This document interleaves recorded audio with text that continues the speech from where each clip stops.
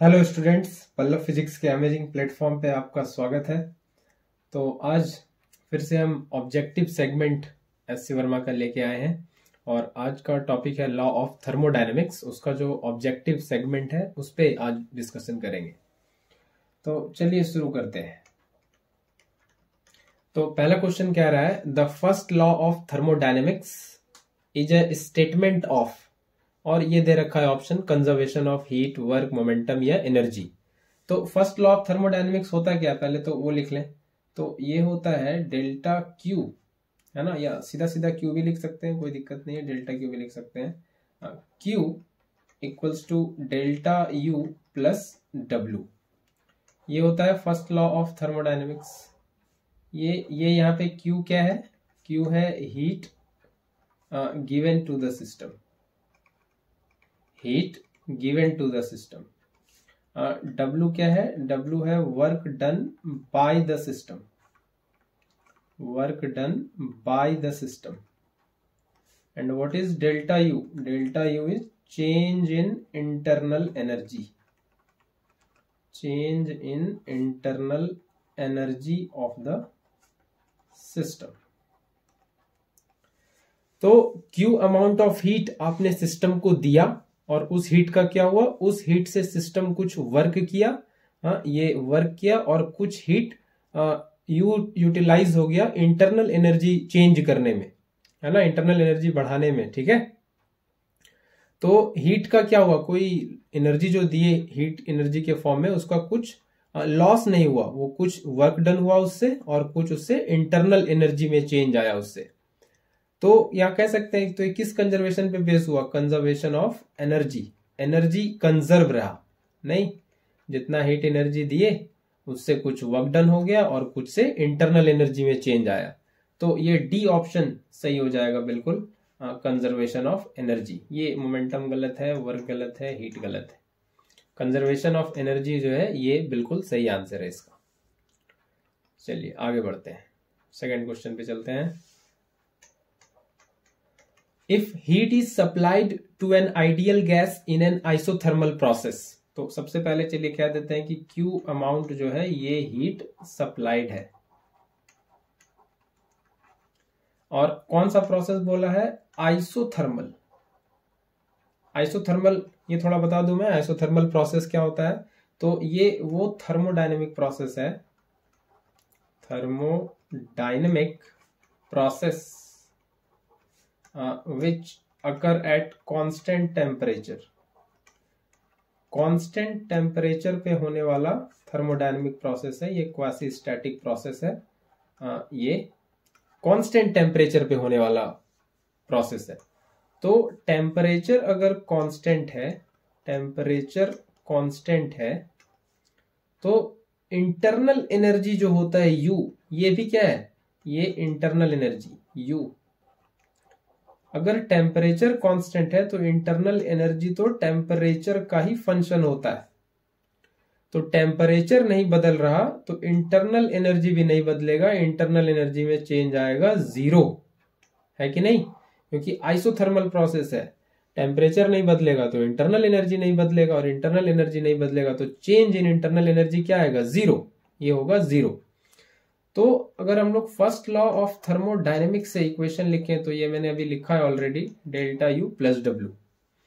तो ये तो हो गया जीरो फॉर आइसोथर्मल प्रोसेस, ये क्या हो गया? ये हो गया जीरो। तो अब जितना हीट दे रहे हैं उसका क्या होगा? उसका सिर्फ वर्क हो जाएगा। ये डब्ल्यू क्या होता है? ये होता है work done by the system, by the gas है तो बाय द गैस, ये work done by the gas हो जाएगा। ठीक है, ये work done by the gas हो जाने वाला है सिर्फ। तो work done by the gas कैसा होता है? पॉजिटिव नहीं, work done by the gas क्या होता है? पॉजिटिव होता है। ठीक है, तो गैस कैसा वर्क करेगा? पॉजिटिव वर्क करेगा। तो ये सेकेंड ऑप्शन ये दिख रहा है यहाँ पे, the gas will do positive work, है ना। तो इस हीट से इंटरनल एनर्जी तो नहीं बदलने वाला क्योंकि टेम्परेचर कांस्टेंट है, बस वर्क डन हो जाएगा, पूरा का पूरा हीट इसमें चले जाएगा वर्क डन करने में, है ना, work done by the gas करने में। ठीक है, आई बात ये अच्छी तरह से समझ में आपको? आगे बढ़े तो चलिए अगले क्वेश्चन पे चलते हैं। क्वेश्चन नंबर 3 पे बात करते हैं। Figure shows two process A and B on a system. Let delta Q1 and delta Q2 be the heat given to the system in processes A and B respectively. तो ये process आपको दिख रहा है, दो प्रोसेसेस है, एक system पे लगाया गया है। ये प्रेशर वर्सेस वॉल्यूम कर्व आपको दिख रहा होगा। ये एक प्रोसेस ये इधर से गया गया, ये इस रास्ते से जाया गया। ये जो प्रोसेस है दूसरा ए प्रोसेस, और ये दूसरा प्रोसेस है ये बी प्रोसेस, ये इस रास्ते से जाया गया है।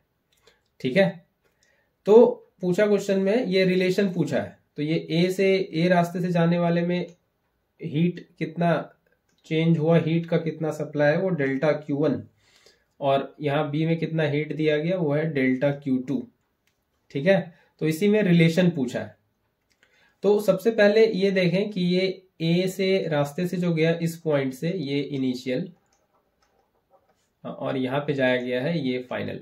रास्ता अलग अलग है लेकिन ये इनिशियल और ये फाइनल स्टेट है। तो ये ए रास्ते से जाया गया और ये बी रास्ते से जाया गया, लेकिन इनिशियल स्टेट और फाइनल स्टेट दोनों ही रास्ते का सेम है। ए रास्ते का भी इनिशियल यही है, बी रास्ते का भी इनिशियल यही है, ए रास्ते का फाइनल यही है, बी रास्ते का फाइनल यही है। तो एक स्टेट फंक्शन इंटरनल एनर्जी की हम बात करें, ये स्टेट फंक्शन है और ये होता है पाथ इंडिपेंडेंट। पाथ पे डिपेंड नहीं करता, ये सिर्फ इनिशियल और फाइनल स्टेट पे डिपेंड करता है। तो change in internal energy U final minus U initial होगा दोनों के लिए, for both A and B processes, क्योंकि दोनों का इनिशियल और फाइनल सेम है। तो जब हम फर्स्ट लॉ ऑफ थर्मोडायनेमिक्स लिखेंगे, डेल्टा Q1 पहले प्रोसेस के लिए लिखे, तो ये होगा डेल्टा U, दोनों के लिए सेम होगा। और वर्क डन, ए वाले रास्ते का वर्क डन, चलिए इसको 1 कह देते हैं, और दूसरे वाला डेल्टा Q2, ये फर्स्ट लॉ ऑफ थर्मोडायनेमिक्स से लिख रहे हैं, और ये W2। W1 क्या है? ये है work done in process A, और W2 ये work done in process B। Work done same नहीं हो सकता। क्यों नहीं सेम हो सकता? क्योंकि वर्क डन पाथ फंक्शन होता है। पाथ फंक्शन, पाथ पे डिपेंड करता है वर्क डन। तो work done independent of path नहीं है, वर्क डन पाथ पे डिपेंड करेगा, किस रास्ते से किस प्रोसेस से गया है उस पे डिपेंड करेगा। तो वर्क डन अब देखना पड़ेगा। तो डेल्टा Q1 और डेल्टा Q2 में कंपैरिजन कैसे करेंगे? ये तो सेम है, डेल्टा U ये तो दोनों में सेम है, इससे तो नहीं कंपैरिजन कर पाएंगे। ये जो आगे W1 और W2 ऐड हो रहा है, ये देखना पड़ेगा कौन ज्यादा है या कौन कम है, उस हिसाब से फिर डिसाइड होगा। तो वर्क डन कैसे निकालते हैं पीवी कर्व में? तो वर्क डन होता है एरिया अंडर कर्व। नहीं, इसको कहीं लिखें, इसको यहाँ पे ऊपर लिख सकते हैं। वर्क डन क्या होता है? Area under curve, area under curve. तो क्या लग रहा है आपको, किस कर्व के अंडर का एरिया ज्यादा है, ये बी या ए? डेफिनेटली ए का ये पूरा एरिया यहां तक आएगा, ए का ये पूरा एरिया यहां तक आएगा। ये ब्लैक वाले से मैं ए का एरिया दिखा रहा हूं, ए के अंडर का कर्व, और बी को मैं दूसरे कलर से दिखा दूं, और बी का एरिया ये नीचे आएगा, यहाँ ये है ना, या इसको ऐसे दिखा सकते हैं, बी के नीचे का एरिया ये आएगा, रेड वाला ये आएगा बी के नीचे।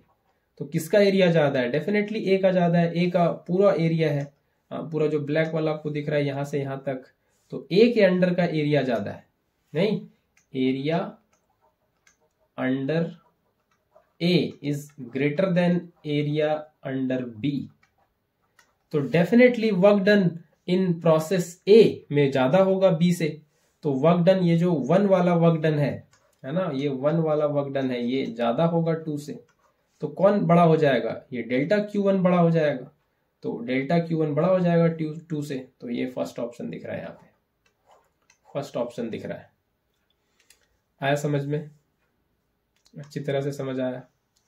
आगे बढ़ते हैं, क्वेश्चन नंबर 4 पे चलते हैं। तो ये भी उसी क्वेश्चन का फिगर यहाँ पे भी है, क्योंकि वही क्वेश्चन का फिगर इसमें यूज हुआ है। तो let delta U1 and delta U2 be the changes in the internal energy of the system in the processes A and B. तो क्या है, ए और बी का इनिशियल सेम है और फाइनल भी सेम है, ए के लिए भी इनिशियल यही, बी के लिए भी इनिशियल यही, ए के लिए भी फाइनल यही, बी के लिए भी फाइनल यही, तो दोनों के लिए सेम है इनिशियल और फाइनल। और ये इंटरनल एनर्जी में रिलेशन पूछा है, तो इंटरनल एनर्जी ये तो होता है स्टेट फंक्शन, और स्टेट फंक्शन पाथ इंडिपेंडेंट होता है, पाथ पे डिपेंड नहीं करता, सिर्फ इनिशियल और फाइनल। तो you final minus U initial, तो दोनों के लिए सेम है, यू फाइनल जो ए के लिए वही बी के लिए, जो यू इनिशियल ए के लिए वही बी के लिए, तो ये डिफरेंस क्या आएगा, सेम आएगा दोनों के लिए। तो डेल्टा यू 1 कहें ए प्रोसेस के लिए, ये बराबर होगा डेल्टा यू 2 प्रोसेस के लिए, दोनों के लिए सेम होगा। तो ये दिख रहा है बी ऑप्शन सही है। ठीक है, आसान था ये क्वेश्चन काफी। अगले क्वेश्चन पे चलें। Question number 5, consider the process on a system shown in the figure during the process the work done by the system। तो ये एक प्रोसेस दे रखा है, ठीक है, ये एक प्रोसेस दे रखा है, ये एक प्रोसेस दे रखा है, ये ठीक है, ये एक प्रोसेस दे रखा है। तो पूछा है क्वेश्चन में क्या वर्क डन क्या होगा, क्या कॉन्टिन्यूसली इंक्रीज करेगा या डिक्रीज करेगा, या पहले इंक्रीज करेगा फिर डिक्रीज करेगा, या पहले डिक्रीज करेगा फिर इंक्रीज करेगा। तो वर्क डन कैसे निकालते हैं पीवी कर्व से, तो वर्क डन पीवी कर्व में निकालने का तरीका है area under curve, area under curve देखते हैं। तो ये यहां से इसको मार्क कर दें इनिशियल और फाइनल। तो इसका एरिया अंडर कर्व क्या हो रहा है, घट रहा है, बढ़ रहा है, क्या हो रहा है। तो इसको ऐसे समझें कि ये एक पॉइंट ले लिए ये वाला, और इसके बगल ये वाला पॉइंट ले लेते हैं। तो अभी एरिया अंडर कर्व इसको कह दें ए और इसको कह दें बी। तो अभी एरिया अंडर कर्व ये क्या हो रहा है, ये वाला एरिया है, ठीक है, ये वाला एरिया है। थोड़ी देर बाद अगर हम इस पॉइंट को देखें, इस पॉइंट को, तो अभी एरिया कितना है, अभी एरिया ये वाला है इतना। फिर अगर हम इस पॉइंट सी, अब आगे पढ़ रहे हैं डी पॉइंट पे, अभी एरिया कितना है, अभी एरिया ये वाला है इतना। अभी ई पॉइंट पे आ जाए, अभी एरिया कितना है, अभी एरिया ये वाला इतना पूरा नहीं। तो एरिया क्या हो रहा है, कॉन्टिन्यूसली इंक्रीज कर रहा है। तो एरिया जो है ये कॉन्टिन्यूसली इंक्रीज कर रहा है, कॉन्टिन्यूसली इंक्रीज कर रहा है। तो वर्क डन भी क्या होगा, वर्क डन भी कॉन्टिन्यूसली इंक्रीज करेगा, कॉन्टिन्यूसली इंक्रीज करेगा, ठीक है। तो एरिया इंक्रीज कर रहा है तो वर्क डन को भी इंक्रीज करना होगा, नहीं, बिल्कुल। और ऐसे अगर समझना चाहे वर्क डन जो होता है P डेल्टा V, तो यहाँ पे देखें आप कि ये चेंज इन वॉल्यूम ये भी लगातार बढ़ते जा रहा है, नहीं, यहां से यहां को देखें, यहाँ पे जो वॉल्यूम का चेंज है, यहां से ये वॉल्यूम का चेंज ज्यादा है, यहां से ये वॉल्यूम का चेंज और ज्यादा है, यहां से ये वॉल्यूम का चेंज और ज्यादा है।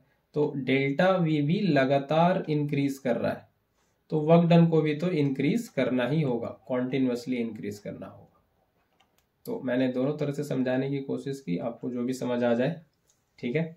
तो ये कॉन्टिन्यूसली इंक्रीज करेगा वर्क डन, ठीक है, समझ आया। आगे बढ़ते हैं। तो आज काफी आसान सा क्वेश्चन लग रहा है। क्वेश्चन नंबर 6 पे आते हैं। तो consider the following 2 statement, 2 statement दिया हुआ है और पूछा है इसमें से कौन सही है, क्या दोनों सही है या दोनों गलत है, या एक सही है दूसरा गलत है, ये पूछा है। तो क्या स्टेटमेंट है उस पर एनालाइज करेंगे। If heat is added to a system its temperature must increase. तो क्यों कह दें कि ये हीट एडेड है टू द सिस्टम, ठीक है। तो बोल रहा है पहला स्टेटमेंट कि इसका टेम्परेचर जरूर बढ़ना चाहिए। क्या बढ़ना चाहिए जरूर, देखें तो फर्स्ट लॉ ऑफ थर्मोडायनेमिक्स कहता है जो हीट सप्लाई है वो यूज होता है इंटरनल एनर्जी चेंज करने में और work done by the gas करने में, यही होता है फर्स्ट लॉ ऑफ थर्मोडायनेमिक्स। ये कहां से, from first law of thermodynamics, ये यहीं से होता है। तो हीट ऐड किए तो क्या टेम्परेचर बढ़ना ही चाहिए, ये कैसे पता चलेगा। तो यहाँ पे इंटरनल एनर्जी, ये जो इंटरनल एनर्जी है ये फंक्शन होता है टेम्परेचर का।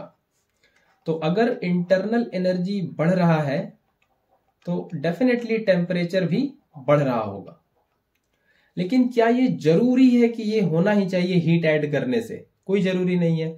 अगर हम प्रोसेस ले लें आइसोथर्मल, प्रोसेस कैसा ले लें? आइसोथर्मल प्रोसेस ले लें, फिर क्या फिर भी बढ़ेगा? बिल्कुल नहीं बढ़ेगा। आइसोथर्मल वैसा प्रोसेस है जिसमें टेम्परेचर रहता है कांस्टेंट, टेम्परेचर कांस्टेंट रहता है, और कांस्टेंट टेम्परेचर रहेगा तो चेंज इन इंटरनल एनर्जी होगा ही नहीं, जीरो होगा, क्योंकि टेम्परेचर नहीं बढ़ रहा तो इंटरनल एनर्जी भी नहीं बढ़ेगा। तो टेम्परेचर नहीं बढ़ रहा तो फिर ये पूरा हीट कहाँ जाएगा? ये पूरा हीट जाएगा work done by the system करने में, Q इक्वल्स टू W हो जाएगा, ये वैनिश हो जाएगा, जीरो। तो टेम्परेचर बढ़ना ही चाहिए, ये बात बिल्कुल गलत है, नहीं बढ़ना चाहिए टेम्परेचर। क्यों बढ़ेगा? प्रोसेस पे डिपेंड करेगा। तो ये तो गलत है, पहला स्टेटमेंट तो गलत है ना। जिसमें जिसमें बोल रहा है ए को करेक्ट, उसको तो पहले हटा देते हैं। तो यहां बोल रहा है ए को करेक्ट बी में, तो ये तो नहीं हो सकता। ए में भी बोल रहा है दोनों सही है, ये भी नहीं हो सकता। अब ये देख लेते हैं, ये देख लेते हैं। ये यहाँ पे सही बोल रहा है ए इज रॉन्ग, ये यहाँ सही बोल रहा है ए इज रॉन्ग, लेकिन लास्ट वाले में बोल रहा है बी भी गलत है। तो बी को पहले चेक कर लेते हैं। बी कह रहा है कि if positive work is done by a system in a thermodynamic process its volume must increase. तो देख लें क्या कह रहा है। तो कह रहा है कि पॉजिटिव वर्क कैसा कर रहा है? पॉजिटिव। तो इसका वॉल्यूम कह रहा है जरूर बढ़ना चाहिए।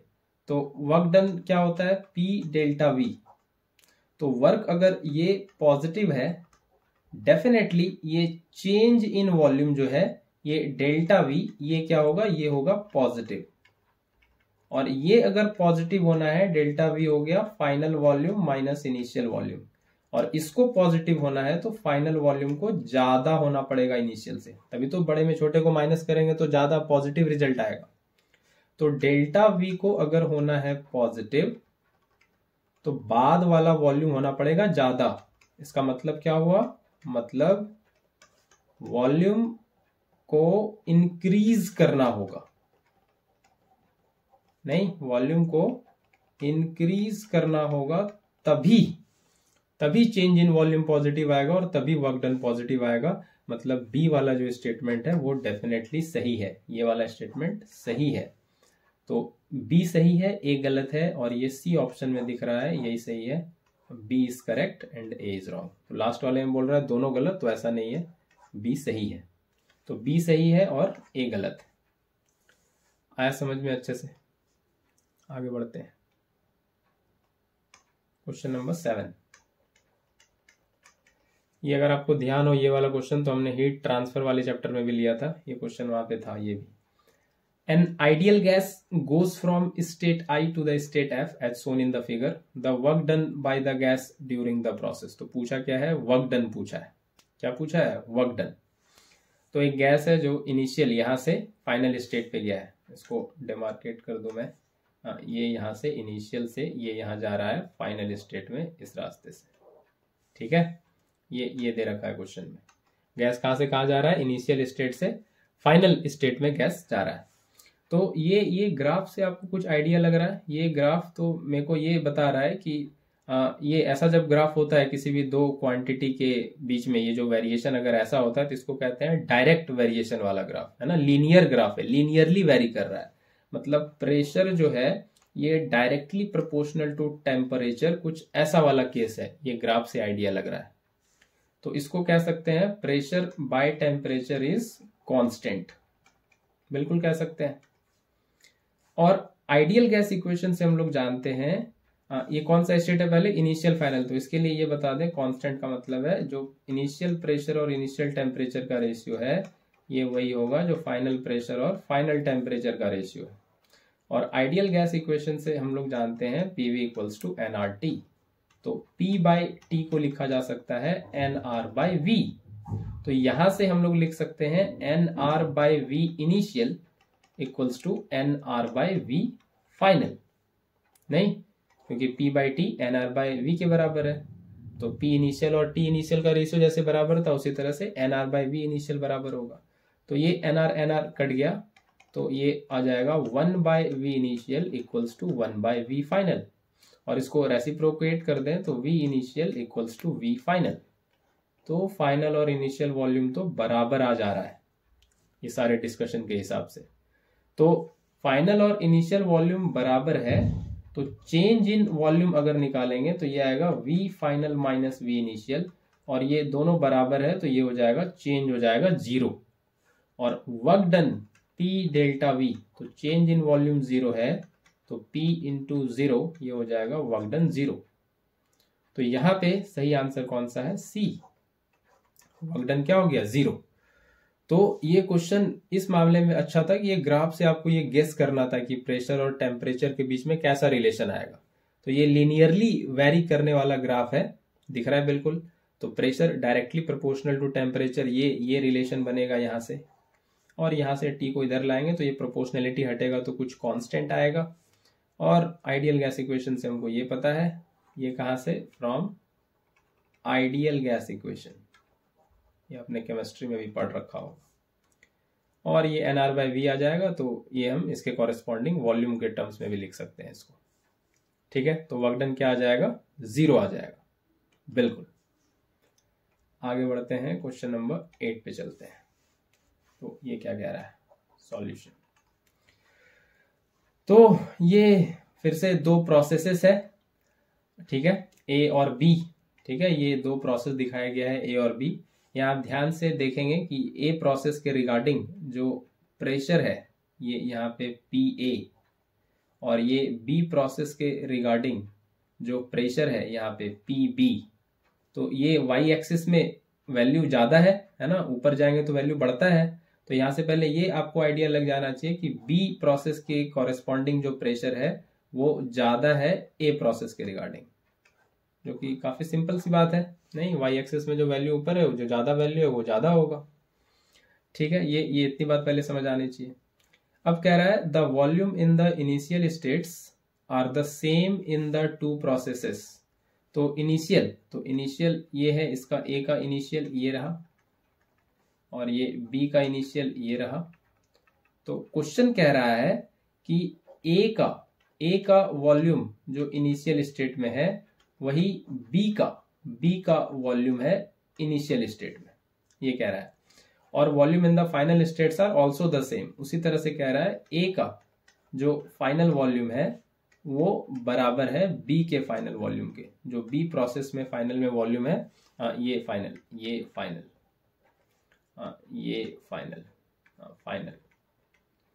तो ये क्वेश्चन में दे रखा है कि इनिशियल पे और फाइनल पे दोनों प्रोसेस में वॉल्यूम सेम है। तो क्या बोल रहा है? तो वर्क डन दिया है कि डेल्टा W1 और डेल्टा W2 वर्क डन है A और B प्रोसेस में। तो ये रिलेशन दिया है, कौन सा सही है? तो वर्क डन क्या होगा? डेल्टा W1 वर्क डन होगा 1, अगर हम A प्रोसेस के लिए कहें तो ये होगा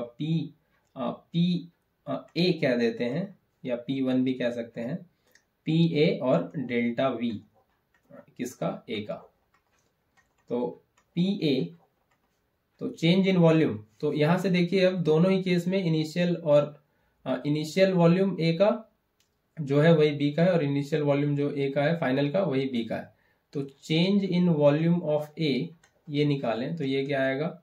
फाइनल वॉल्यूम ऑफ A का फाइनल वॉल्यूम माइनस A का इनिशियल वॉल्यूम, और B का, है ना, यहाँ लिखें B का चेंज इन वॉल्यूम B का देखें तो ये भी क्या आएगा? ये आएगा VB इसका फाइनल वॉल्यूम, और VB इसका इनिशियल वॉल्यूम।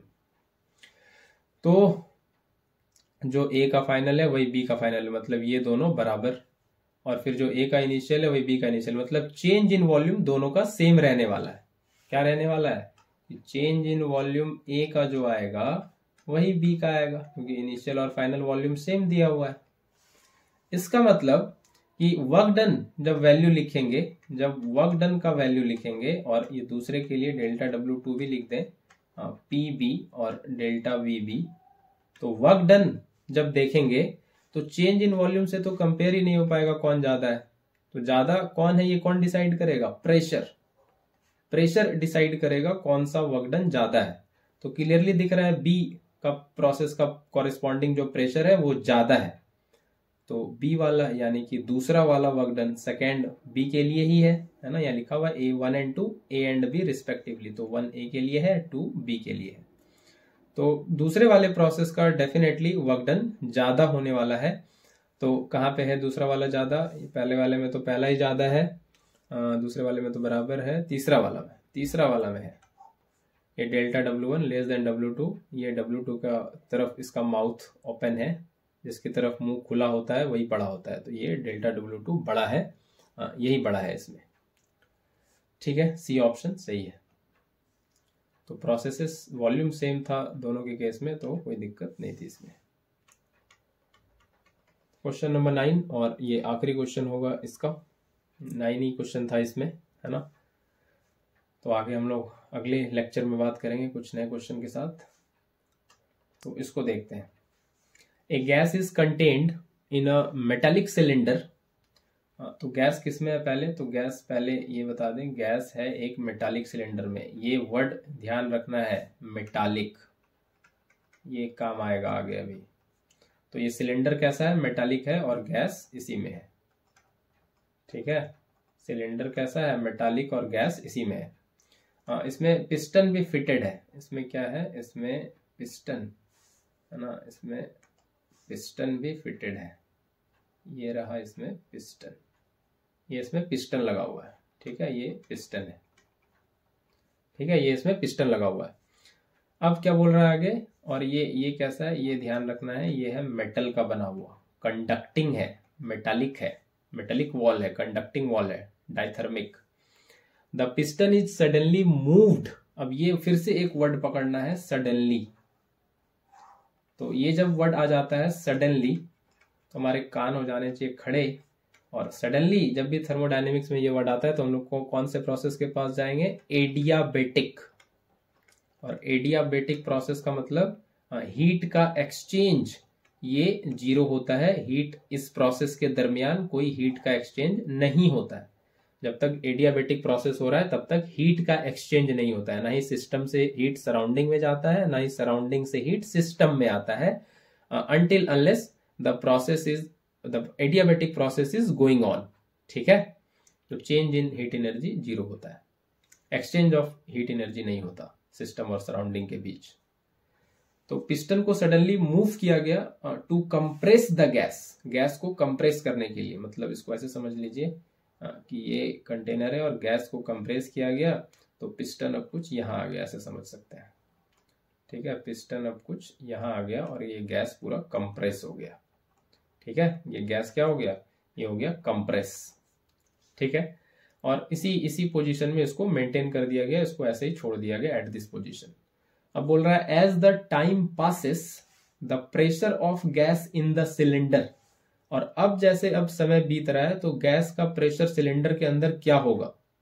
बढ़ेगा, घटेगा, सेम रहेगा, या डिपेंड करेगा नेचर ऑफ गैस पे, ये पूछा है।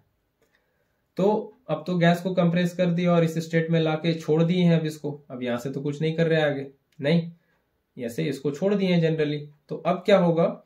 ये जो गैस है, एडियाबेटिक प्रोसेस जब तक चल रहा था तब तक नहीं हुआ है ना, सडनली किया गया, सडनली मूव किया गया, टाइम ही नहीं दिए एक्सचेंज होने का। लेकिन अब इसको जब यहाँ पे छोड़ दिया गया है इस पोजीशन में, तो ये वही बोले थे, नहीं भूलना है, ये है मेटालिक, कंडक्टिंग, मेटल कंडक्टर। तो ये अब यहां से हीट बाहर जाने लगेगा। Heat will go into surrounding, है ना, हीट उससे निकल के ये एक्सचेंज होने लगेगा। नहीं, हीट क्या होगा? इस गैस से निकल के बाहर जाने लगेगा, कंडक्ट करने लगेगा। तो हीट बाहर जाएगा तो सिस्टम के अंदर का टेम्परेचर, नहीं, एनर्जी कम होगा तो टेम्परेचर क्या हो जाएगा? टेम्परेचर हो जाएगा कम, नहीं, टेम्परेचर डिक्रीज कर जाएगा, है कि नहीं? टेम्परेचर डिक्रीज कर जाएगा, इंटरनल एनर्जी डिक्रीज कर जाएगा, है ना। टेम्परेचर क्या हो जाएगा? कम हो जाएगा। तो टेम्परेचर जब कम हो जाएगा तो हम लोग को ये पता है कि प्रेशर जो है ये डायरेक्टली प्रोपोर्शनल होता है टेम्परेचर के। तो टेम्परेचर कम होगा तो प्रेशर भी कम हो जाएगा। प्रेशर क्या कर जाएगा? डिक्रीज, नहीं, प्रेशर क्या कर जाएगा? ये कर जाएगा डिक्रीज। ठीक है, प्रेशर डिक्रीज कर जाएगा। ठीक, ये आपने पढ़ा हुआ है, ये रिलेशन है ना आइडियल गैस इक्वेशन में, PV इक्वल्स टू nRT। तो यहाँ से दिख रहा है प्रेशर क्या है, टेम्परेचर के डायरेक्टली प्रोपोर्शनल है। तो टेम्परेचर कम होगा तो प्रेशर भी कम होगा, तो प्रेशर यहाँ पे डिक्रीज कर जाएगा गैस का, ये बी ऑप्शन सही है। ठीक है, प्रेशर क्या कर जाएगा, डिक्रीज। तो आई होप ये 9 क्वेश्चन आपको समझ आया होगा। ठीक है, मिलते हैं फिर आगे, तब तक अपना ध्यान रखें। ठंड काफ़ी बढ़ गई है, तो ठंड से थोड़ा बचना है और पढ़ाई करते रहना है। Thank you.